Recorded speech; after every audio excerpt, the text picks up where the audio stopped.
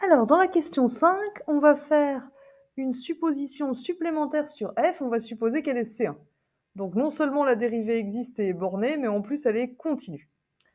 On prend un h positif et on veut montrer que f de a plus h, c'est l'intégrale que je viens de montrer qu'elle existe là, de f' de t des lambda t sur l'intervalle a plus h, et c'est égal aussi à l'intégrale de Riemann de f' de t, c'est entre a et a plus h.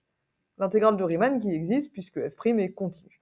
Donc il y a deux choses à montrer, étoile et étoile, étoile, deux égalités. Revenons à la suite Gn dont on avait parlé un peu avant, à la question 3. Donc je vais la réécrire.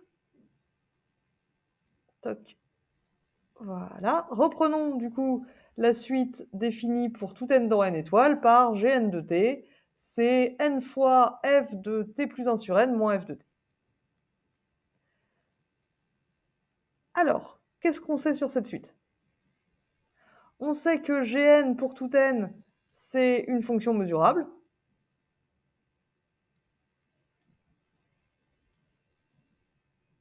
Sur l'intervalle a plus h avec l'attribut des boréliens à valeur dans R. On sait qu'elle converge simplement vers f', sur l'intervalle, sur R tout entier, mais du coup en particulier sur l'intervalle a plus h. Donc ça, c'est un truc qu'on a vu à la question 3. Enfin, c'est deux trucs qu'on a vu à la question 3. Et d'un autre côté, en adaptant le résultat qu'on a vu à la question 2 avec y égale t plus 1 sur n et x égale t, on voit que pour tout n dans n étoile et pour tout t entre a et a plus h, valeur absolue de Gn de t. Donc on avait dit, vous vous rappelez que Gn de t, on peut aussi l'écrire comme un taux d'accroissement, f de t plus 1 sur n moins f de t divisé par 1 sur n. Et du coup, d'après ce qu'on avait calculé à la question 2, les taux d'accroissement de f sont majorés par m. À nouveau, grand M, je vais le voir comme une fonction constante, que je vais appeler g de t.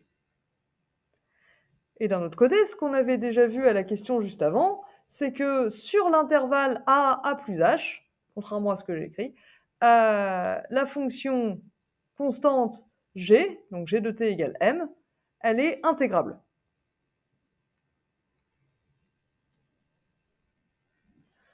Donc g, hop là, il va me faire une nouvelle page. Voilà, g, elle est dans L1, dans l'ensemble des fonctions intégrables sur a plus h, avec l'attribut des boréliens et la mesure lambda.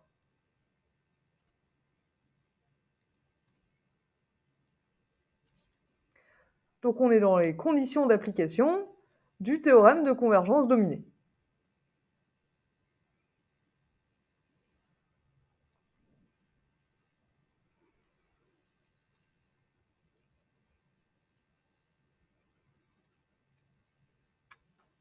Donc on va allègrement l'appliquer.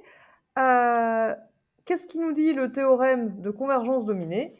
Il nous dit que du coup, la limite des intégrales des Gn sur a plus h, par rapport à la mesure de Lebesgue, c'est égal à l'intégrale de f' sur ce même intervalle.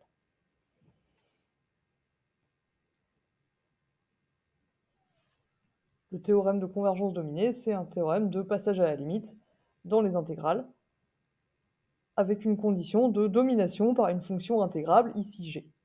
Ici, la fonction constante égale à m. Alors super, mais pourquoi ça m'aide? Alors il va falloir que je calcule l'intégrale de a plus h de Gn de t par rapport à la mesure de Lebesgue. Et Gn, on a dit qu'elle était continue. Du coup, en utilisant le lien entre l'intégrale de Lebesgue sur un intervalle fermé borné et l'intégrale de Riemann pour une fonction continue, bah ça en fait c'est l'intégrale entre a et a plus h de Gn de t dt, ou cette fois du coup c'est la bonne vieille intégrale de Riemann. Donc là, on a utilisé un truc qui est dans votre cours, le lien entre l'intégrale de Lebesgue et l'intégrale de Riemann pour les fonctions Riemann intégrales. Le lien, bah, c'est que c'est la même. Les fonctions qu'on savait Riemann intégrées, elles sont Lebesgue intégrales. Maintenant, j'ai pas oublié que Gn de t, c'est n fois f de t plus 1 sur n, moins f de t dt, moins f de t. Donc on peut sortir le n et splitter l'intégrale en deux. C'est n fois l'intégrale entre a et a plus h de f de t plus 1 sur n moins l'intégrale entre a et a plus h de f de t. Alors, on va décaler un peu la variable t plus 1 sur n. On va faire un changement de variable, u égale t plus 1 sur n. Du coup, du, c'est la même que dt. Ce qui me permet de réécrire la première intégrale. Donc, il ne faut pas oublier de changer les bornes. Quand t égale a, u fait a plus 1 sur n. Quand t égale a plus h, u fait a plus h plus 1 sur n. De f de u du moins l'intégrale de f de t dt. Pourquoi ça m'aide? Ça m'aide parce que ça... Alors bon, c'est pas que je sais les calculer, parce que je sais pas qui c'est grand F, mais je sais que grand F est dérivable, donc continue, donc elle admet une primitive. Je vais appeler grand G la primitive de grand F. Je sais que ça existe parce que grand F est une fonction continue, et une fonction continue, ça admet toujours une primitive. Alors du coup, ça me donne quoi mon intégrale de Gn sur l'intervalle a plus h par rapport à la mesure de Lebesgue? Du coup, l'intégrale de f de u entre a plus 1 sur n et a plus h plus 1 sur n, c'est g de a plus h plus 1 sur n moins g de a plus 1 sur n. L'intégrale de f entre a et a plus h, c'est g de a plus h moins g de a. Ok, du coup, si je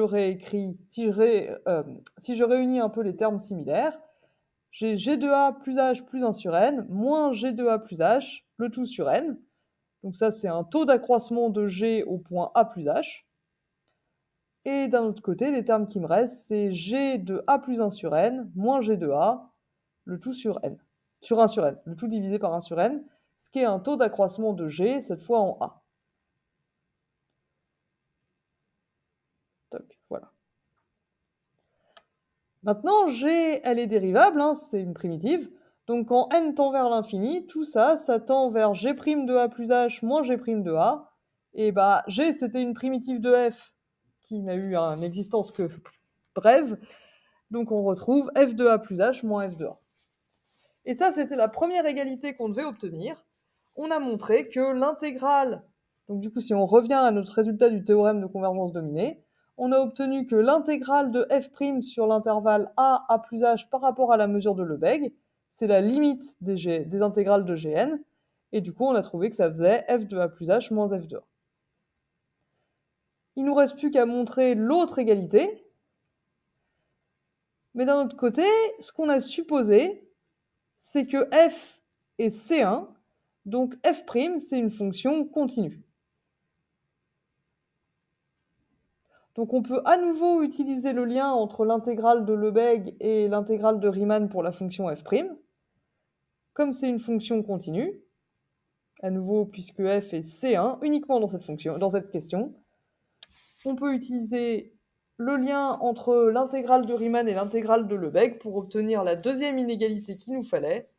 L'intégrale de f' sur a plus h par rapport à la mesure de Lebesgue, c'est pareil que l'intégrale de Riemann de f' sur l'intervalle a plus h.